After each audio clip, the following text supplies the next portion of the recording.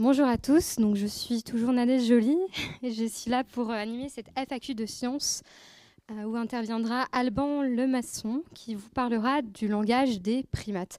Donc Alban va parler pendant 10 petites minutes, ensuite on procédera à une session questions-réponses. N'oubliez pas à partager sur les réseaux sociaux avec le hashtag Forum CNRS. Alban, la parole est à vous. C'est bon, ça marche? Oui. Bonjour à tous. Donc, deux questions pour ces 10 minutes. Le langage est-il le propre de l'homme? Et que peuvent nous dire les singes sur l'origine du langage? C'est une question qui me fascine, mais pas que moi. C'est une question qui fascine et qui divise depuis l'Antiquité. Déjà, Aristote présentait l'homme comme un animal politique parlant, chez qui, contrairement à l'animal, la voix est signifiante. Les philosophes, au fil des siècles, se sont aussi emparés de cette question. Vous avez des discontinuistes comme Descartes qui disaient que contrairement à l'homme, les animaux ne pensent pas ce qu'ils disent. D'autres plus continuistes comme Rousseau disaient que finalement la bête ne diffère peut-être de l'homme que du plus ou moins. Et puis plus récemment, des biologistes comme Darwin qui présente des recherches qu'il a lui-même effectuées sur un certain nombre d'espèces animales, dont des singes du Paraguay, et il décrit un certain nombre de vocalisations qu'il compare à des mots humains, parce que les singes semblent exprimer des émotions que leurs congénères décodent. C'est une question qui, du coup, est abordée de manière pluridisciplinaire. Mais chaque discipline a ses propres limites pour y répondre. L'anthropologie s'intéresse à l'étude des fossiles des préhumains. Ils peuvent, grâce à cela, essayer de comprendre comment a évolué notre capacité à articuler des sons. Par contre, ils n'ont aucun moyen d'étudier toute la dimension comportementale et sociale du langage qui est pourtant primordiale. La psychologie comparée s'est emparée aussi de cette question depuis les années 60 en essayant d'enseigner à des grands singes le langage humain. Des chimpanzés, des bonobos, des gorilles, des orang-outans ne sont pas capables d'imiter le langage parlé, même s'ils le comprennent très bien. Par contre, ils sont capables de communiquer avec un langage symbolique via un clavier d'ordinateur ou le langage des signes pour sourds-muets. Donc, ces animaux ont les capacités cognitives, lorsqu'on leur enseigne, de maîtriser ce langage. Nous, en éthologie, je suis éthologiste, on s'intéresse à ce que fait spontanément l'animal, comment il communique, notamment nos plus proches cousins vivants que sont les primates non humains. Est-ce que dans cette façon spontanée et naturelle de communiquer, on peut décrypter des propriétés dites langagières? C'est ce que j'effectue. Pour ça, j'ai une approche de construction de puzzles. Certains vont définir le langage comme une entité complexe avec des capacités exceptionnelles comme la grammaire sophistiquée, la possibilité de parler du passé et de l'avenir, de l'ici et de l'ailleurs, la capacité d'apprendre de manière complexe la symbolique des signes. Si on s'en réfère à cette définition, il n'y a évidemment pas d'équivalent chez l'animal. Par contre, si on voit le langage comme un puzzle, et chaque pièce composée de compétences, de propriétés, de capacités plus ou moins complexes, comme la capacité à converser, la sémantique, c'est-à-dire l'encodage de messages, la conversation, l'apprentissage social, la plasticité de la voix, on peut retrouver des parallèles avec certaines pièces de ce puzzle, avec différentes espèces animales plus ou moins proches de l'homme. C'est ce que je vais vous présenter ici en quelques mots, une recherche de 10 ans sur 7 espèces de singes qui s'appelle la monne de Campbell, qui n'est pas encore très connue du grand public, mais j'essaye d'y remédier. C'est un cercopithèque originaire d'Afrique de l'Ouest, qui est arboricole, qui vit dans les forêts denses, qui vit en harem, un mâle adulte avec plusieurs femelles adultes et ses petits. Et je l'étudie sur le terrain à l'état sauvage, en Côte d'Ivoire et en Sierra Leone, mais aussi dans nos enclos que l'on a au laboratoire, un laboratoire Université de Rennes et CNRS. Et je m'intéresse à son répertoire vocal qui est composé de plusieurs types de cris, et notamment à 2 cris particuliers, les cris de contact qui sont représentés en haut et les cris d'alarme qui sont représentés en bas. La première partie en haut à gauche vous montre une représentation visuelle de ces cris de contact. Ces cris sont présents chez les femelles dès l'âge de 1 à 2 mois, donc on pense qu'ils sont fortement déterminés génétiquement, ce qui est du coup très différent du langage humain. Par contre, si on s'intéresse à leur structure fine, à la forme de l'arche, on se rend compte que c'est déterminé socialement. Ce sont les femelles qui s'apprécient le plus, on peut le voir avec du toilettage social par exemple, ou de la proximité spatiale, qui vont partager des mêmes formes de modulation de fréquence.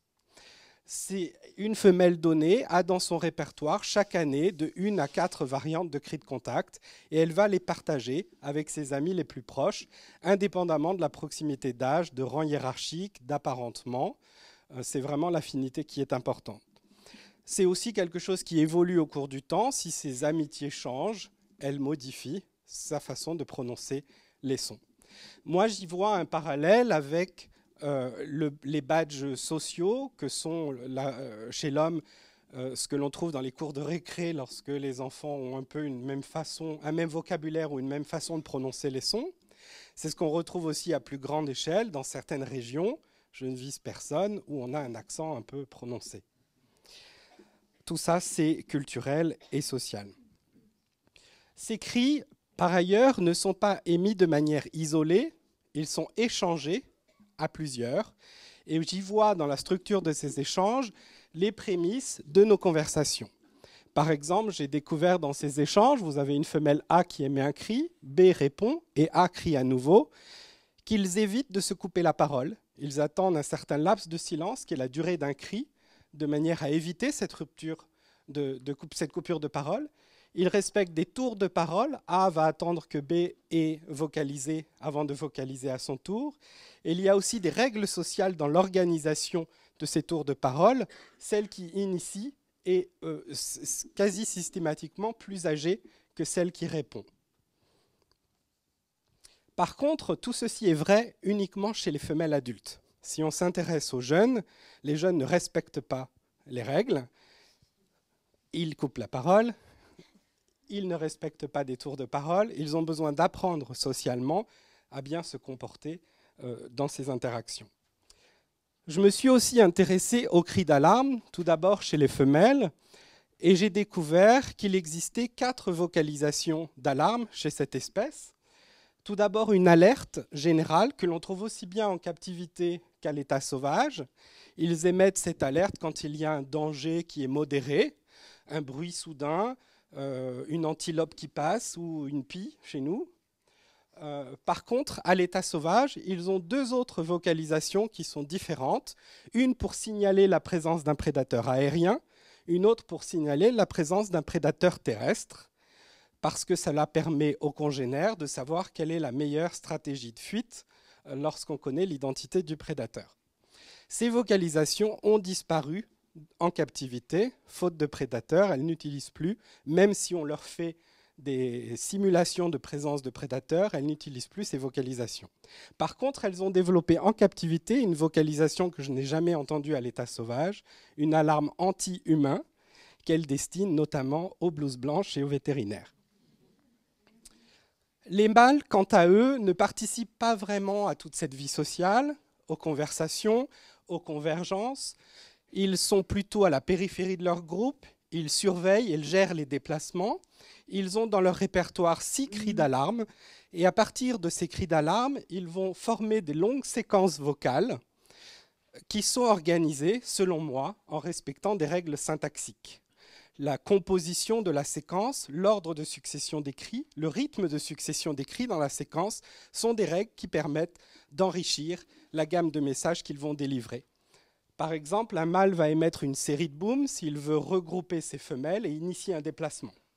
Il va émettre une série de cracous s'il entend un prédateur. Mais s'il combine ces séquences toujours dans le même ordre, série de booms suivie de série de cracous, c'est qu'il a repéré un arbre en train de chuter. S'il émet une série de booms suivie d'une série de hoku, suivie d'une série de kraku, toujours dans cet ordre-là aussi, c'est qu'il a repéré un voisin en bordure de territoire.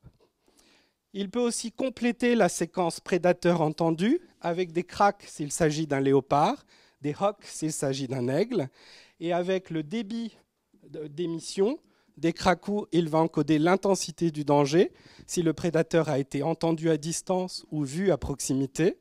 Et avec la série de hocs, il va encoder son intention à contre-attaquer l'aigle en émettant des hocs lents. Il va rester à distance. En émettant des hocs rapides, il va signaler aux femelles qu'elles doivent le rejoindre et tout le groupe va contre-attaquer le prédateur.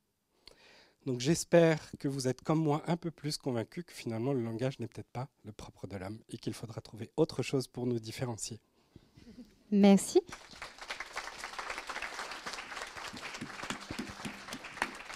Alors on va procéder au moment questions-réponses. Donc y a-t-il des questions dans la salle? Pas de questions. Ah, une question. Oui, c'est par rapport aux signaux qui sont différents chez les femelles à l'état sauvage ou en captivité. Donc vous expliquiez que les femelles en captivité ont perdu les signaux de signalement des prédateurs. Mais est-ce qu'elles réagissent si on leur fait écouter ces signaux enregistrés chez des sauvages? On ne l'a jamais fait. Ce que l'on a fait, c'est qu'on a présenté des... Ça marche toujours? Oui. Ouais. Des leurres de prédateurs visuels et repasse par haut-parleur. Donc soit des vocalisations, des grognements de léopard ou des hurlements d'aigle. On a aussi fait venir aussi des rapaces entraînés à voler au-dessus de nos enclos.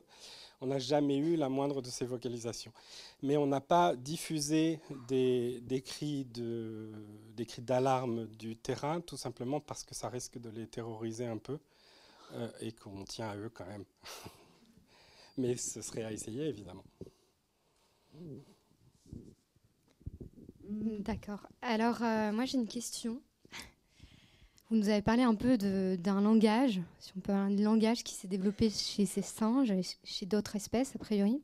Est-ce qu'on peut parler de développement d'une culture? Parce que, oui, bien sûr. À partir du moment où on a de la copie entre individus qui est basée sur des relations sociales, c'est la première étape à la transmission. C'est une transmission dyadique, mais c'est la première étape à une transmission culturelle. Là, quand on compare des populations et que certaines populations ont ces vocalisations liées aux prédateurs, d'autres ne l'ont pas, elles en innovent. C'est un phénomène culturel. J'en ai pas parlé chez les mâles, mais vous avez aussi des différences entre Côte d'Ivoire et Sierra Leone. Là où j'étudie les animaux en Sierra Leone, il n'y a pas de léopard, mais il y a des aigles. Et du coup, ils n'utilisent pas les vocalisations de la même manière. Donc ça, c'est un phénomène de transmission culturelle. Les singes sont peut-être pas les meilleurs exemples, cela dit, pour parler de transmission culturelle à partir des vocalisations. C'est beaucoup plus connu chez les oiseaux ou chez les baleines, par exemple, où vous avez de véritables dialectes qui sont transmis au cours de la migration, qui sont appris chaque année au cours de la migration et qui sont ensuite transmis d'est en ouest au fil des populations. Donc le tube de l'année N à l'est sera le tube de l'année N+1 à l'ouest. Bon, à savoir. Une question là, dans la salle. Oui. Je voudrais savoir pourquoi vous avez choisi cette espèce de primates. Pourquoi celle-là et pas une autre? Alors, il y a plusieurs raisons. La vraie raison, c'est qu'elle était présente au laboratoire, mais ce n'est pas la jolie raison. Historiquement, le laboratoire de Rennes est connu pour ses travaux sur ces espèces de cercopithèques qui sont assez peu étudiées dans le monde. L'autre intérêt, pourquoi on les a maintenus au fil des années finalement, c'est parce que le fait d'être forestière fait que la communication vocale est privilégiée. On ne se voit pas à l'état sauvage, presque pas. Et donc, il faut absolument que les messages soient très clairs, très fiables et élaborés pour que le groupe puisse fonctionner. Donc, ça, c'est la raison scientifique. Une question sur les réseaux sociaux. Oui, une question donc, qui nous vient des réseaux sociaux. Alors, je vais essayer de la poser correctement parce que je ne suis pas sûr de la comprendre complètement. Connaissez-vous des tests d'analyse distributionnelle en linguistique pour la partie syntactico-sémantique? Point d'interrogation. Alors, on travaille depuis quelques années avec des linguistes, notamment de l'ENS à Paris, et ils appliquent des modèles linguistiques à nos données, et ils arrivent à démontrer des choses. Par exemple, ils arrivent à tester différentes hypothèses d'organisation syntaxique chez l'homme. Alors moi, je ne suis pas assez compétent pour ça, hein. Mais en tout cas, ils arrivent à faire ressortir des preuves, des démonstrations linguistiques qu'on a bien affaire à des systèmes combinatoires sémantiques et pas simplement à une diversité de sons organisés comme ça. Alors c'est quelque chose qu'on commence à développer, mais voilà, ça c'est le boulot des linguistes, c'est pas vraiment le mien. Merci. Une question. Oui, bonjour. Vous nous parlez d'un langage qui se développe entre membres d'une même espèce animale. Est-ce qu'il existe un langage spécifique qui se développe entre une espèce animale et l'homme? Je pense notamment aux animaux familiers. Alors, déjà, sans parler de l'homme, il existe une communication interspécifique, même chez ces singes-là. Chez ces singes-là, une espèce donnée va vivre en association avec 6 autres espèces, mais pas avec n'importe quel groupe.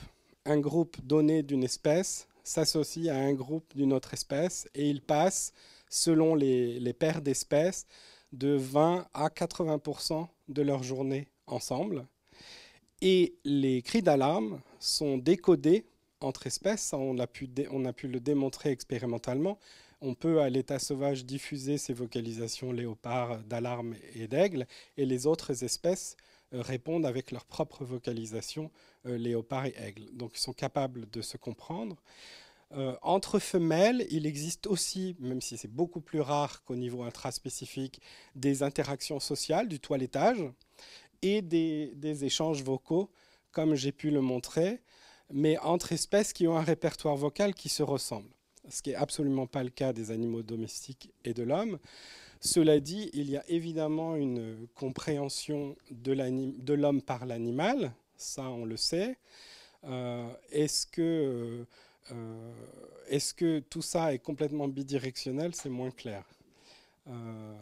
Mais l'animal est capable de reconnaître les mots qu'on lui prononce, mais aussi la voix de celui qui les prononce, l'émotion avec laquelle ces phrases sont prononcées. Ça, ce sont des choses qu'il apprend à décoder au cours de sa vie, des capacités qui ont probablement évolué avec la domestication. Par exemple, est-ce qu'un chat s'adresse à un humain de façon différente que s'il s'adressait à un autre chat, par exemple? Est-ce qu'il emploie des miaulements différents ou est-ce que ça a été étudié, par exemple? Ça n'a pas été étudié comme ça, non. Dans ce sens-là, ça n'a pas été étudié, mais a priori, ça me semblerait évident. Une autre question? Vous nous avez parlé aussi du fait que la communication elle se faisait avec les cris de contact et les cris d'alarme avec les femelles adultes. Et vous avez dit que les jeunes, justement, ils ne respectaient pas les mêmes codes. Est-ce qu'il y a une transmission qui se fait justement entre les femelles adultes et les jeunes? Et est-ce que vous avez identifié des façons dont elles se mettaient à communiquer avec eux pour leur apprendre à respecter ces règles-là? Alors, ce qui est sûr, c'est que les jeunes apprennent et le seul moyen d'apprendre, c'est d'utiliser le modèle adulte. Maintenant, est-ce que l'adulte est actif et enseigne, joue un rôle de tuteur? On n'en a aucune idée chez cette espèce-là. Le seul cas où moi je l'ai étudié, c'est, parce que je ne travaille pas que sur ce singe-là, mais je ne vous en ai pas parlé, c'est sur le gibbon. J'ai étudié le gibbon en Indonésie. Et c'est une espèce qui est intéressante parce qu'elle chante en duo. Normalement, en tout cas, ce qui est décrit dans la littérature, c'est que la femelle chante en duo avec son mâle. Ils forment des couples monogames. Mais ce que moi j'ai décrit, c'est les duos mère-fille.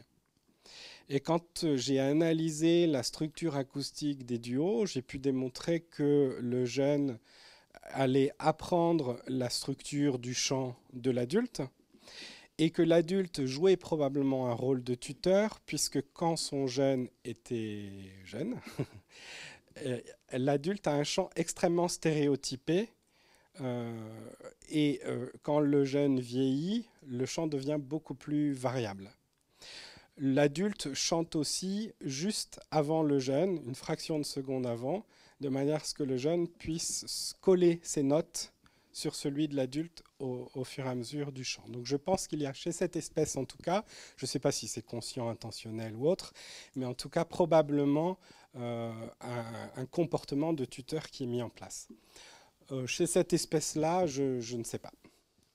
Je ne sais pas parce que je n'ai pas vu de réaction des femelles, particulièrement quand le jeune se comportait bien ou se comportait mal. Sur les cris d'alarme, chez une autre espèce proche, qui est le singe vervet, où vous avez aussi des cris léopards, aigles et serpents, il y a quelques cas dans la littérature qui montrent que l'adulte va réagir fortement quand la vocalisation est appropriée par rapport au contexte. Et il va ignorer, voire même être un peu agressif avec le jeune quand elle n'est pas appropriée. Mais ça n'a pas vraiment été étudié de manière assez solide pour pouvoir confirmer un rôle de tuteur. Bonjour. Est-ce que vous observez des spécificités langagières au sein des groupes? Donc, entre guillemets, je comprends bien que ce que vous avez décrit est spécifique de l'espèce, mais ils vivent en groupe, c'est ça? Et donc, quelque part, est-ce qu'ils ont un accent particulier ou une manière particulière de s'adresser au sein du groupe par rapport à des espèces qui n'appartiendraient pas au même groupe? Alors, ce qui est sûr, c'est qu'elles ont, c'est ce que je montre ici, elles ont une façon de communiquer propre à certains membres du groupe. Voilà, des sous-groupes qui sont particulièrement affiliés. Est-ce qu'ils ont une signature de groupe? Ça existe chez plein d'espèces. On connaît ça chez le chimpanzé, par exemple. Chez la mienne, chez cette espèce-là, moi, je l'ai pas observé.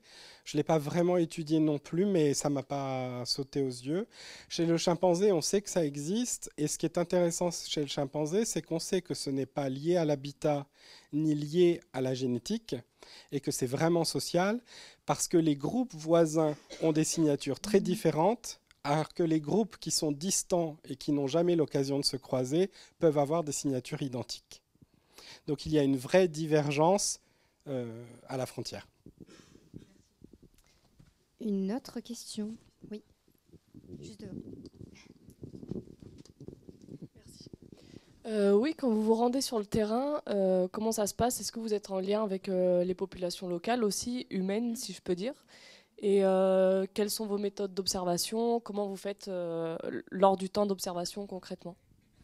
Alors on est en contact évidemment, après on est dans des endroits plutôt isolés. Par contre, dans les stations de recherche où on travaille, on embauche des gens des villages voisins comme assistants de recherche et comme guides forestiers. Parce que d'une part, ça paraît logique de contribuer au développement de la région, évidemment. Ça permet d'avoir des relations plutôt positives. Mais ça permet aussi de profiter de leurs compétences uniques parce qu'ils connaissent extrêmement bien la forêt. Et ce sont généralement des guides extrêmement utiles. Après, en termes de méthodologie, un éthologiste, s'il a besoin... Je ne devrais pas dire ça si le CNRS m'entend, parce qu'on réclame tout le temps d'argent. Mais on a besoin d'un crayon, d'un papier et de nos yeux. Hein. Donc au final, pas beaucoup d'argent.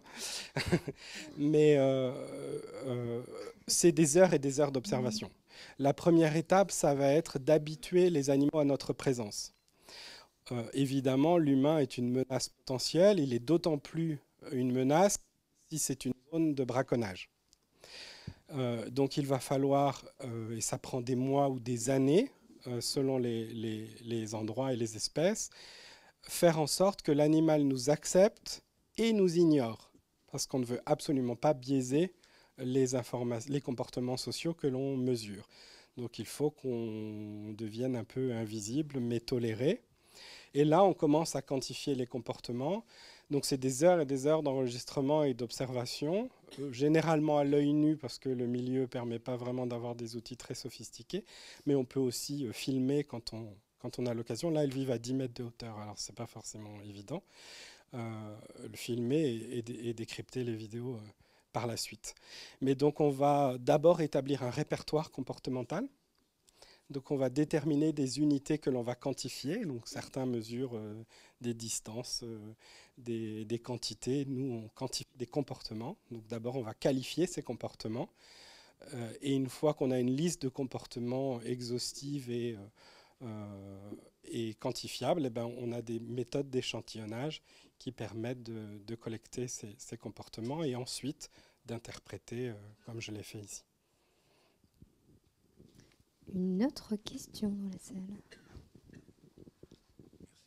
Dans votre démonstration, vous nous avez dit que les singes avaient développé en captivité un cri d'alarme lié aux blouses blanches. Dans la nature, est-ce que vous avez connaissance de groupes qui ont donc, je dirais, inventé un cri pour l'humain? Parce que vous nous avez expliqué que là, il n'y avait pas de cri, qu'il fallait s'habituer. Or, bon, il y a le braconnage, il y a plein de choses qui jouent en leur défaveur, je dirais, ces groupes de singes vis-à-vis de l'homme. Donc, est-ce que vous avez connaissance de cris de défense par rapport à l'homme dans la nature? Non. Quand elles repèrent des humains auxquels elles ne sont pas habituées, elles émettent l'alerte générale, mais qui est la même alerte qui était mise en captivité quand un humain peut arriver, mais qui est pas qui fait un bruit particulier et qui n'est pas potentiellement dangereux. Il existe beaucoup de cas d'innovation vocale chez les oiseaux, par exemple. Il en existe extrêmement peu chez les primates non humains. À ma connaissance, que 2 exemples ont été décrits dans la littérature. Celui-là et le deuxième, c'est aussi lié à l'homme et aussi lié à la captivité, et ça concerne les chimpanzés. Sauf que ce n'est pas une vocalisation d'alarme, c'est une vocalisation de quémande. Le chimpanzé émet une sorte de grunt, ça fait un truc comme pour attirer l'attention de l'homme quand il veut lui quémander de la nourriture. Il peut aussi quémander avec la main, et donc il va choisir de tendre la main et de se taire si l'homme porte son attention sur lui, et si l'homme a le dos tourné, il va vocaliser.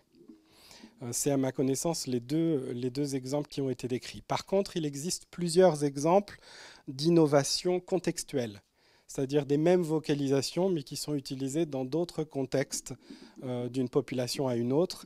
Et ça a bien été décrit chez les orang-outans, par exemple. Selon les populations, on n'utilise pas les mêmes vocalisations dans le comportement maternel ou la construction du nid, par exemple.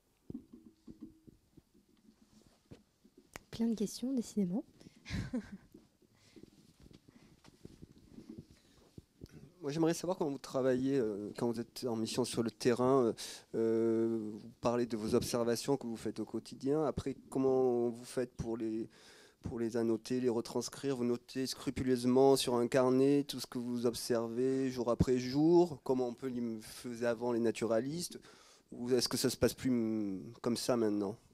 Non, ça ne se passe plus comme ça maintenant. Enfin, si, ça se passe comme ça, mais on a des méthodes d'échantillonnage qui sont très précises, de manière à quantifier objectivement les comportements.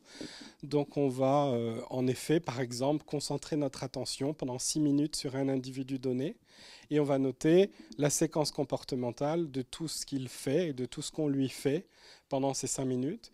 Puis, on va changer d'individu, etc., de manière à échantiller l'ensemble du groupe en respectant un ordre aléatoire d'observation, de manière à avoir observé tous les individus de la même façon, le même nombre de fois. Donc on a ce genre de méthode d'échantillonnage, mais ça reste de l'observation et de la description de comportement. La plupart du temps, moi j'enregistre les vocalisations en même temps, donc je ne note pas, parce qu'en plus...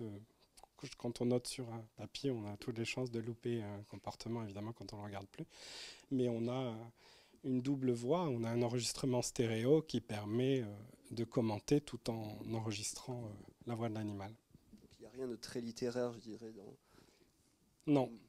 La partie très naturaliste, c'est la première étape pour établir le répertoire comportemental. Là, on observe un peu tout ce qu'on peut observer de manière à essayer de noter chaque nouveau comportement que l'on identifie. Après, on a un travail de réflexion de manière à trier, à définir ces unités comportementales de manière à ce qu'elles soient mutuellement exclusives, qu'elles soient sans interprétation, sans contexte. Et ensuite, on a ces procédures d'échantillonnage.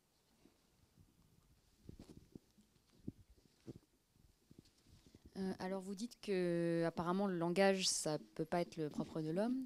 Donc j'avais une question. Est-ce que les singes font des blagues, genre pas forcément genre en parlant, alors, mais est-ce qu'ils font de l'humour? Alors il y a deux réponses. La première, c'est que le singe rit à voix haute. Pas tous les singes, mais les grands singes rient à voix haute. Si vous chatouillez un chimpanzé en orang-outan, vous allez l'entendre rire. Après, est-ce qu'ils font des blagues vocalement? Je ne sais pas, mais il y a quelques études qui parlent de tromperie. Quelques études qui montrent, par exemple, qu'un animal va émettre un cri d'alarme alors qu'il n'y a pas de danger, juste parce qu'il a trouvé une nourriture qu'il a envie de se garder pour lui. Est-ce que c'est une blague ou est-ce que tout ça, c'est complètement émotionnel parce que le stress de se faire agresser, d'avoir découvert tout ça, l'excitation fait qu'il émet un cri d'alarme?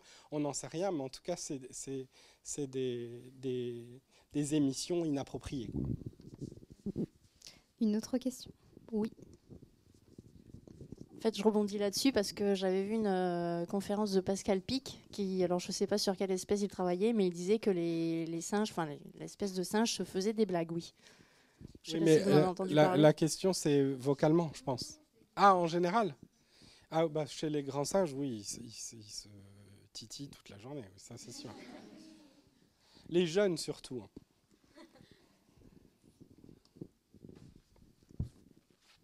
Pas de question. Alors moi, j'avais encore une question. Je me disais que vous avez dit tout à l'heure que les jeunes n'avaient pas certaines règles sociales que les plus grands avaient. Du coup, il y a un peu un caractère acquis du langage. Est-ce qu'il n'y aurait pas aussi un caractère inné? Alors, je sais bien que les origines du langage sont complexes, mais est-ce que vous avez observé une part de génétique dans tout ça? Oui, évidemment. Quand je dis que c'est la structure fine du cri qui est modifiée socialement, je dis aussi que le cri, il est présent quoi qu'il arrive. Les études qui ont été réalisées dans les années 70, que l'on ne fait plus maintenant sur les primates, mais des études de séparation adulte-jeune, par exemple, montrent que la quasi-totalité du répertoire du jeune est présent, même s'il n'a pas eu de modèle adulte. Donc ce que j'essaie d'apporter comme nuance, ce n'est pas parce que le cri est présent que de façon génétique, inné, encore que inné, il a entendu la voix de sa mère quand il était dans le ventre. Ça, on n'a jamais pu le sortir pour le vérifier. Mais, donc il y a peut-être une expérience prénatale, mais bon, en tout cas, a priori, peut-être inné. Mais ce n'est pas parce qu'on sait le produire qu'on sait l'utiliser, en fait, et qu'on le comprend. Donc c'est pas tout blanc et pas tout noir. C'est un mélange de l'ensemble. C'est un peu interdisciplinaire, en fait. Aussi. Une autre question? Vous n'avez pas de question? Toujours pas de questions. Allez, une dernière pour la route. Alors, oui, voilà. Alors, vous nous avez montré un peu sur la diapositive que finalement, il y avait plusieurs mots, plusieurs cris que les singes utilisent, comme de la syntaxe, des sémantiques. Ça me fait vraiment penser à notre langage à nous, en fait. Est-ce qu'on ne peut pas dire que les singes ont aussi leur langage à eux et qu'ils parlent le singe, entre guillemets, comme nous on parle notre langue, le français et... Là, vous parlez de langue. Oui, mais c'est parce qu'on a des mots, donc c'est aller plus loin que le langage, en fait. Il y a plein de questions dans votre question, en fait. C'est le but. Les langues telles qu'on le connaît chez l'homme, ça n'existe pas chez l'animal. Toutes les espèces tous les individus d'une même espèce peuvent se comprendre d'où qu'ils viennent. Par contre, ils vont avoir des subtilités, parfois très marquées chez les oiseaux notamment, qui fait qu'ils vont se dire celui-là est quand même bizarre, il n'est pas complètement comme moi. Un peu comme un dialecte, en fait. Voilà, c'est plus des variations dialectales que des variations de langue. Après, est-ce que c'est vraiment, est-ce qu'il y a leur propre langage avec des propriétés qui n'existent pas dans notre langage à nous. Ça, évidemment, il y a plein de choses dont je n'ai pas parlé là parce que ce n'était pas l'objectif, mais il y a plein de choses qu'ils font qui sont un peu différentes de ce qu'on peut faire, nous, évidemment. Merci. Ah, j'ai suscité des questions. Vous nous avez expliqué que le singe a un cri pour un danger. Est-ce qu'il y a un cri pour la fin du danger, pour prévenir le groupe qu'il n'y a plus de danger ou que le danger est parti? Y a-t-il une façon de s'exprimer, de présenter, de faire... Il y a chez le mâle, au cours de la séquence, une modification du tempo et de la fréquence fondamentale du cri qui va commencer à signaler qu'on est en fin de danger. Alors, est-ce que c'est le but de signaler? J'en sais rien, mais toujours est-il qu'il émet ces vocalisations-là quand le danger disparaît. Est-ce qu'il existe un cri particulier pour signaler la fin d'un événement? Il va falloir que je réfléchisse dans le train en rentrant, mais là, ça ne me vient pas. Est-ce que l'intonation du cri est liée à la perception du danger qu'apprécie le singe? Certainement. Certainement. On sait que l'émotion, l'état interne, va complètement modifier la voix. Un animal, même chez nous, hein, quand on est stressé, on a tendance à parler un peu plus vite. Il fait ça aussi. On a tendance aussi à parler un peu plus aigu. Ils font ça aussi.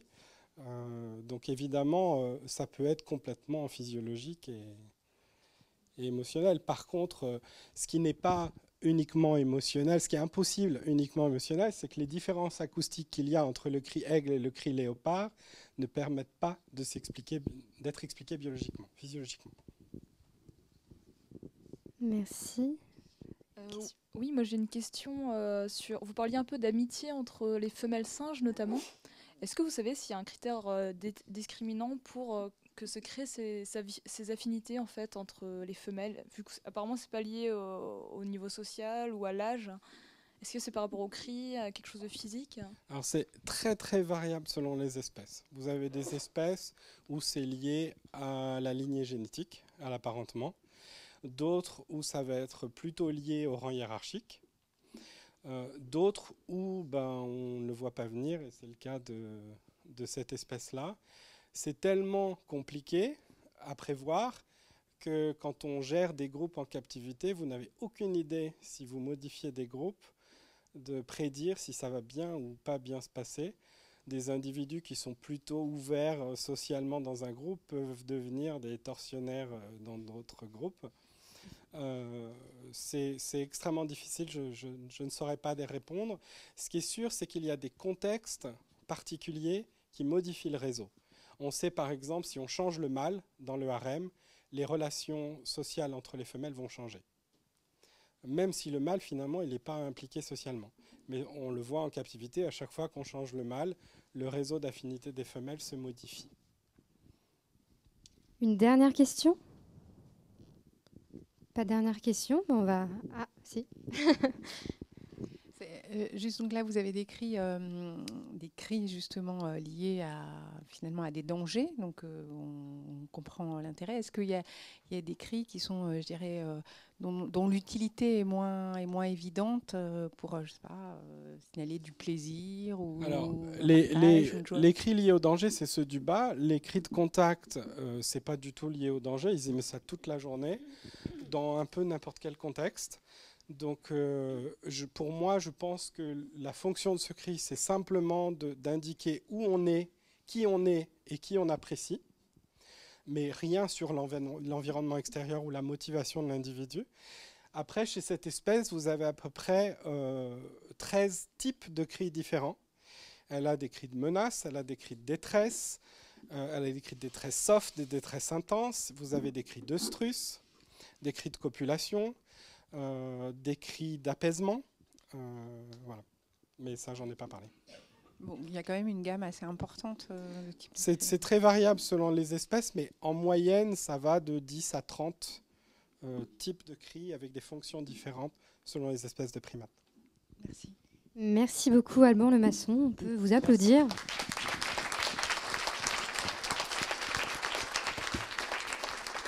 À suivre à 15h.